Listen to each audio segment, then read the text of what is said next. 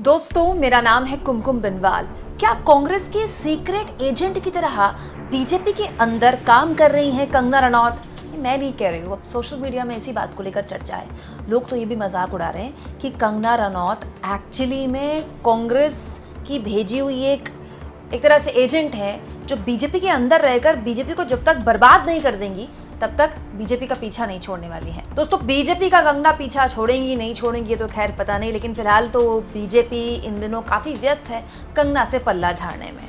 बताइए दोस्तों, कंगना रनौत जिनके लिए मोदी जी ने वोट मांगे, प्रचार किया, रैली की, कंगना रनौत जिसकी तुलना योगी आदित्यनाथ ने झांसी की रानी और रानी पद्मावती से कर दी, वो कंगना रनौत अब बीजेपी को फूटी आग नहीं सुहा रही है। दोस्तों, कंगना रनौत ने एक बयान दिया जिस बयान के बाद काफी बवाल हो गया।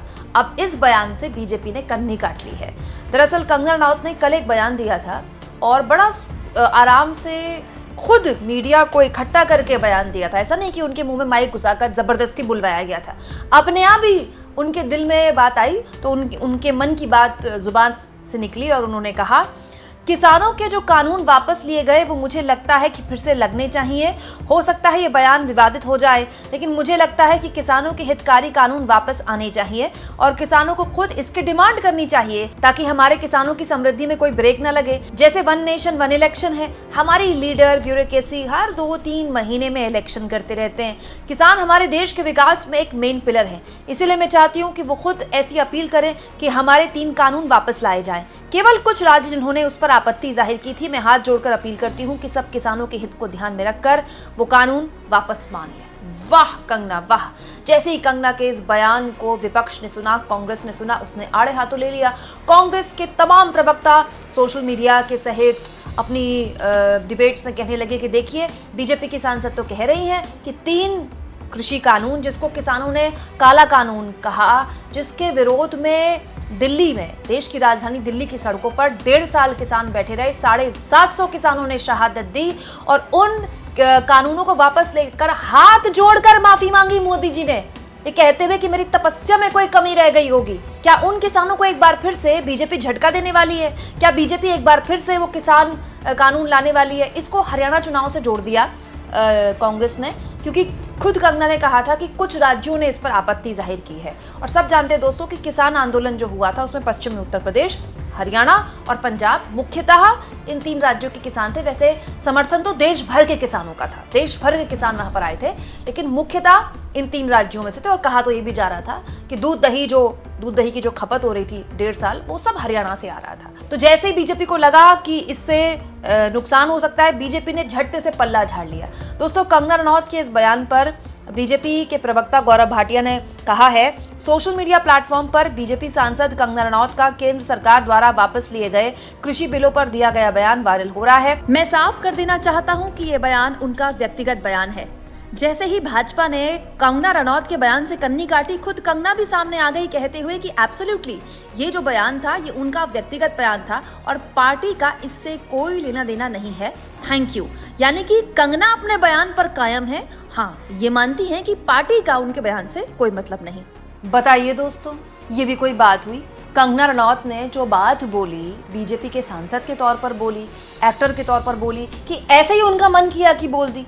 अब कंगना रनौत के बयान से बीजेपी ने कन्नी काट ली है। दोस्तों, अभी कुछ दिन पहले कंगना ने एक और बयान दिया था जिसमें उन्होंने कहा था कि जो किसान आंदोलन चला 1.5 साल, उसमें औरतों के रेप हो रहे थे, लोगों को मारकर टांगा जा रहा था। उस वक्त भी बीजेपी ने उस बयान से कन्नी काटी थी, कहते हुए कि ये बयान कंगना का व्यक्तिगत बयान नहीं है और नीतिगत मामलों में बयान देने के लिए कंगना अधिग्रहित नहीं है। उस वक्त तो कहा गया था कि जेपी नड्डा ने उनको बुलाया है, उनको डांटा है, उनसे कहा है कि जरा शांति बनाए रखें, इस तरह की बयानबाजी ना करें। उसके बावजूद भी कंगना ने ये बात बोली है और अब बीजेपी कह रही है कि उसका बीजेपी से कोई लेना 1 न देना 2 है। ऐसे कैसे चलेगा? नहीं, आप मुझे बताइए, ऐसे कैसे चलेगा? मोदी जी को किसी पार्टी का कोई छोटू भैया नेता कुछ बोल दे, एक शब्द बोल दे, तो गोदी मीडिया उस पर पूरा शो चलाती है, हल्ला बोल, दंगल, न जाने क्या क्या कर देती है। और बीजेपी वाले छाती पीट पीट कर कहते हैं कि हाय हमारे मोदी जी को, मतलब बाल्टी भर भर के गाली देने वाले कांग्रेसी विपक्षी हैं। अभी कुछ दिन पहले जेपी नड्डा ने मल्लिकार्जुन खड़गे को चिट्ठी लिखी थी। मल्लिकार्जुन खड़गे ने पहले चिट्ठी लिखी थी पीएम मोदी को जन्मदिन की बधाई देते हुए और कहते हुए कि देखिए राहुल गांधी को लगातार आपकी पार्टी के लोग जान से मारने की धमकियां दे रहे हैं, ज़रा लगाम लगाइए इन पर। इसके जवाब में जेपी नड्डा ने चिट्ठी लिखी। हालांकि लोग तो ये कह रहे थे कि मोदी जी को चिट्ठी लिखनी चाहिए थी, लेकिन चलिए जेपी नड्डा ने चिट्ठी लिखी मल्लिकार्जुन खड़गे को और पूरी लिस्ट बाकायदा उसमें दिखाई, और उस लिस्ट पर मैंने आपको खबर भी दिखाई थी जिसमें मोदी जी को तमाम तरह की गंदी गंदी बातें बोली गई थी, मौत का सौदागर और नीच। दोस्तों इस तरह के अशोभनीय शब्दों का इस्तेमाल मोदी जी के लिए होता रहा है। विपक्ष के अलग अलग नेताओं ने, कई बार बहुत ही छोटे छोटे भैया नेताओं ने किया, लेकिन वो लिस्ट बीजेपी को याद है। इतनी याद है कि वो लिस्ट बाकायदा जारी की, और लिस्ट न केवल जारी की बल्कि टीवी पर जितने भी डिबेट्स होते हैं उसमें बीजेपी के प्रवक्ता उस लिस्ट को पढ़ पढ़ के सुना रहे हैं आजकल। देखिए हमारे मोदी जी को ये बोला, देखिए हमारे मोदी जी को ये बोला। ऐसे तो दोस्तों विपक्ष के भी कई नेता मोदी जी को ले बोलते हैं, तो विपक्ष के लोग उन पर कार्रवाइयां करते हैं ऐसे लोगों पर, और कई बार विपक्ष के लोग भी कहते हैं कि हम इस बयान से इत्तेफाक नहीं रखते हैं, ये इस आदमी का व्यक्तिगत बयान है। लेकिन तब तो बीजेपी उसको तुरंत लपक लेती है कि देखिए हमारे मोदी जी पर इस तरह का हमला हुआ है। ये क्या बात हुई कि कंगना रनौत ने अभी एक बयान दिया, तब बीजेपी ने कह दिया ये कंगना का व्यक्तिगत बयान है, हमारा इससे कोई लेना देना नहीं है। फिर कंगना ने एक ही महीने के अंदर दूसरा बयान दे दिया, अब फिर कह रही है बीजेपी कि हमारा उससे लेना देना नहीं है। या तो बीजेपी ये बता दे कि उसका कंगना से लेना देना है कि नहीं है, क्योंकि कंगना रनौत अब केवल एक्टर नहीं है ना, कंगना रनौत बीजेपी की सांसद है। अब कंगना रनौत की पहचान बीजेपी की सांसद के तौर पर ज्यादा है, क्योंकि वैसे भी फिल्में तो उनकी चल नहीं रही है, तो 7-8 साल से तो उनकी कोई फिल्म चली नहीं है, तो वो खुद चाहती है कि वो फुल टाइम राजनेता बन जाए। वो खुद कह भी चुकी है कि अगर मुझे ठीक लगा तो मैं फुल टाइम राजनेता बनना चाहूँगी। तो कंगना रनौत तो बीजेपी की सेवा करना चाहती हैं, लेकिन बीजेपी है कि उनके बयान से कन्नी काट रही है। और बयान से कन्नी काटने से क्या होगा? क्या कंगना चुप हो जाएंगी? मतलब आपको लगता है कि कंगना चुप हो सकती है? पिछली बार जब उनको डांट पड़ी थी तब उन्होंने कहा था कि हाँ ठीक है, हमारे लिए पार्टी सर्वोपरि है, पार्टी हमारे लिए सबसे ऊपर है। अब फिर से उनसे कहा गया है कि आपका बयान आपका व्यक्तिगत बयान है। मतलब ये अदा तो अजीब दोगलेपन वाली अदा है ना, कि दूसरे ये काम करें तो बीजेपी वाले लिस्ट बना लेते हैं, और अपने खुद के प्रवक्ता ये काम करें तो कह देते हैं बीजेपी वाले इनका हमसे कोई लेना देना नहीं। मैं तो ये सोच रही हूँ दोस्तों, बीजेपी का कोई आधिकारिक प्रवक्ता भी इस तरह की कोई गलती करता ना, तो अगले दिन से बीजेपी उसको टेलीविजन चैनल्स में भेजना छोड़ देती। कंगना रनौत पे इतना रहम क्यों? वैसे कंगना रनौत ने जो बात बोली कि कृषि कानून बहुत ही अच्छे हैं, ये तो किसान ही नहीं समझ पाए। दोस्तों अगर आप गौर से इस बात को समझें तो ये बात बिल्कुल वैसी है जैसे गोदी मीडिया के कई एंकर हैं जो अपना यूट्यूब चैनल चलाते हैं।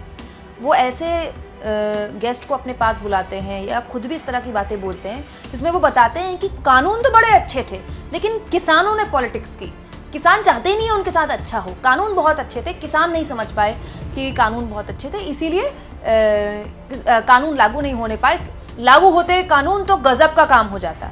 तो ऐसा नहीं है कि कंगना रनौत पहली बार इस तरह की बात बोल रही है। इस तरह का प्रोपोगेंडा ऐसे बहुत से सो कॉल्ड मोदी समर्थक बड़े बड़े पत्रकार, वरिष्ठ पत्रकार टाइप के लोग हैं जो अपना अपना यूट्यूब चैनल खोले हुए हैं, जो 20-20, 25-25 साल से पत्रकारिता कर रहे हैं। आप जानते हैं उनको, उनके ठीक ठाक फॉलोअर भी हैं, वो टीवी पर भी दिखते हैं गेस्ट के तौर पर, पत्रकार के तौर पर, और अपना यूट्यूब चैनल भी चलाते हैं। वो भी इस तरह की बातें बोलते हैं। तो ऐसा नहीं है कि कंगना रनौत ने अनोनिमस कोई नई बात बोल दी है। इस तरह की बातें मोदी समर्थक लोग बोलते रहे हैं। हाँ, बीजेपी का कोई आधिकारिक प्रवक्ता इस तरह की बात बोलने से डरता है या फिर बचता है, नहीं बोलता है। बीजेपी का ऑफिशियल स्टैंड है भी नहीं। लेकिन अब कंगना ने ये बात बोली ही है, मैंने नहीं बोली, कंगना ने ये बात बोली ही है, और बीजेपी ने उससे कन्नी काट ही ली है। तो दोस्तों सोशल मीडिया में तो ये बात भी चर्चा के दायरे में आ गई है कि कंगना दरअसल खुन्नस निकाल रही है बीजेपी से, क्योंकि इतना सारा पैसा, सारी प्रॉपर्टी लगाकर उन्होंने एक शानदार जानदार फिल्म बनाई इमरजेंसी, लेकिन पता नहीं वो कब रिलीज होगी। 6 सितंबर को रिलीज होनी थी, न जाने कब रिलीज होगी भी कि नहीं होगी। और अगर रिलीज हो भी गई, पिट गई, तो कंगना का क्या हश्र होगा? कंगना के पास क्या इतने असाइनमेंट्स हैं, कितनी फिल्में कर रही हैं, इंडस्ट्री ने तो वैसे ही उनको बॉयकॉट किया हुआ है। तो कंगना खुन्नस निकाल रही है अपनी पार्टी से, क्योंकि उनकी पार्टी की वजह से, उनकी पार्टी की पॉलिटिक्स की वजह से उनकी फिल्म रिलीज नहीं हो रही है। ये मैं नहीं कह रही हूँ दोस्तों, ये बोला है जी स्टूडियो के वकील ने। कंगना की फिल्म इमरजेंसी के को प्रोड्यूसर हैं जी स्टूडियो, उनके वकील ने बॉम्बे हाई कोर्ट में ये बात बोली है कि क्योंकि कंगना रनौत की फिल्म इमरजेंसी अगर रिलीज हुई तो सत्ताधारी दल को ये लगता है कि हरियाणा चुनाव में इसका नुकसान हो सकता है, एक समुदाय विशेष इससे नाराज हो सकता है, इसीलिए वो नहीं चाहते कि इस तरह की फिल्म रिलीज हो। जबकि इसके जवाब में जज ने ये भी बोला कि भाई ऐसा कैसे हो सकता है कि सत्ताधारी दल अपनी ही सांसद की फिल्म रोकना चाहता है। तो ये बहस सब कुछ मतलब पब्लिक प्लेटफॉर्म में आप चाहें तो देख सकते हैं। लेकिन बड़ी बात यह है दोस्तों, बड़ा सवाल ये है कि कंगना बयान देती है, फिर बीजेपी उससे कन्नी काटती है, फिर कंगना अभी कुछ दिन बाद फिर बयान दे देंगी। कंगना तो बयान देने के लिए ही जानी जाती है ना, आजकल वैसे भी उनके पास काम कम है, बयान ज्यादा है देने के लिए। तो कंगना के इन बयानों से खुश होकर ही तो बीजेपी ने उनको टिकट दिया था। कंगना इतने शानदार जानदार बयान देती थी किसानों के लिए, उनको खालिस्तानी पाकिस्तानी कहती थी, तभी तो बीजेपी ने उनको टिकट दिया था। तो अब अगर वो अपना टैलेंट दिखा रही हैं तो बीजेपी उनसे कन्नी क्यों काट रही है दोस्तों? आपको क्या लगता है? कमेंट बॉक्स में जरूर लिखें और जितना हो सके चैनल को शेयर करें, सब्सक्राइब करें और थैंक्स और ज्वाइन।